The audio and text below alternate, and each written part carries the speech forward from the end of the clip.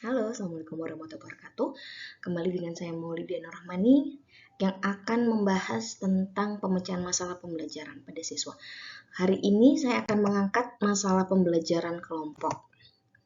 Jadi dari latar belakangnya, biasanya guru ngasih tugas kelompok itu hanya menginstruksikan, sok silahkan bagi kelompok, cari sendiri dengan harapan mungkin mereka biar nyaman ya dengan kelompok yang mereka bentuk sendiri. Begitu pula sama siswa. Jadi siswa juga ketika mereka disuruh membagi kelompok dan mereka bisa memilih sendiri, mereka akan memilih dari circle-nya sendiri. Yang anak yang rajin sama yang rajin, yang males sama yang males, yang cuman ngomong doang sama yang ngomong doang, kayak gitu. Hal ini menyebabkan satu, pasti akan ramai sendiri karena uh, siswa-siswi dengan circle mereka sendiri itu kalau misalkan mereka dasari mencolok, kelompok yang mencolok, mereka akan ramai sendiri kayak gitu.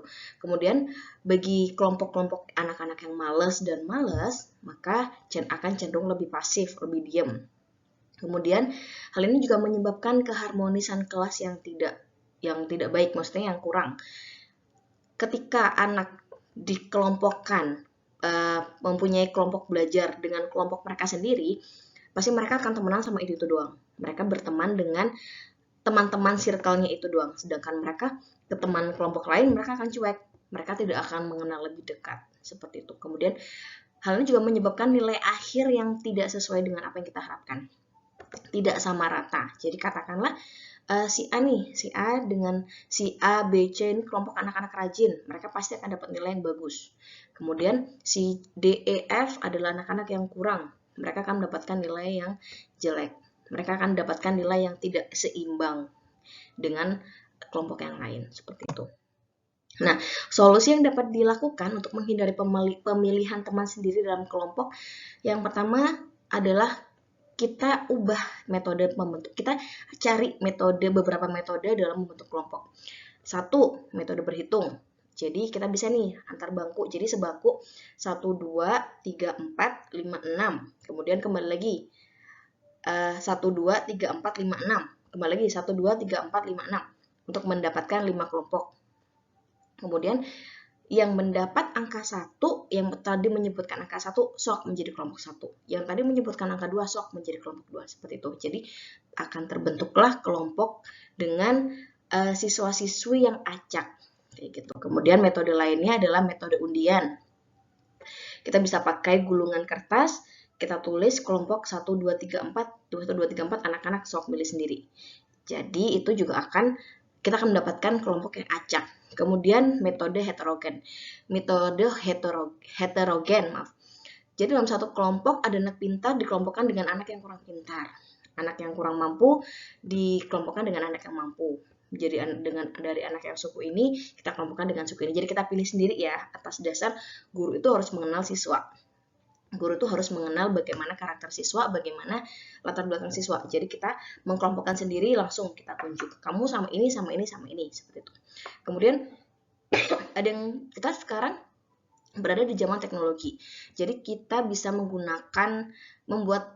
membentuk kelompok dengan aplikasi. Jadi banyak aplikasi, web aplikasi kayak ada Lucky Wheels atau Random Team Generator kayak gitu. Jadi kita dapat membentuk tim secara acak. Di sana kita cuma nulis nama anak-anaknya, kemudian kita ketikkan berapa jumlah anak yang akan kita tampilkan. Jadi kita acak, kita tekan, cepret. Kemudian muncul tuh.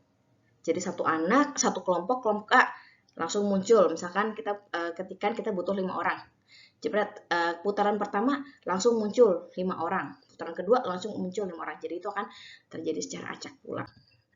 Nah, apakah metode pembagian kelompok malah membuat tidak adil? Jadi apabila kita mau kelompok itu adil, kita harus menerapkan. Jadi misalkan kita ada anak kelompok rajin, satu kelompok ada anak yang rajin, ada anak yang malas. Pasti yang bekerja hanya yang rajin. Yang malas sedangkan dia hanya ngikut doang, ngekor doang kayak gitu.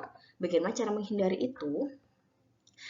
Kita sebagai guru harus menerapkan hal ini pada kelompok. Jadi, suruh siswa menuliskan nama tim beserta job desk mereka. Misalkan si A, walaupun mereka tidak mikir, tapi mereka paling nggak andil dalam berkelompok. Mereka hanya menulis. Kemudian si B dan C hanya mencari materi. Kemudian yang D sebagai presentator atau yang lain. Kemudian suruh siswa menulis bagiannya sendiri. Misalkan kita kasih tugas kelompok.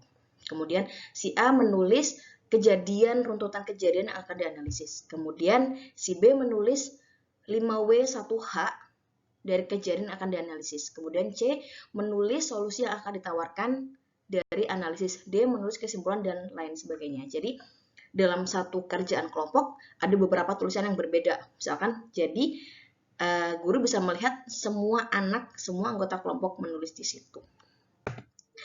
Sudah berikut tadi metode-metode cara pembagian kelompok agar dapat rata dan adil, dan saya tadi sudah memberikan tips bagaimana agar semua anggota kelompok dapat bekerja. Sekian dari saya, terima kasih.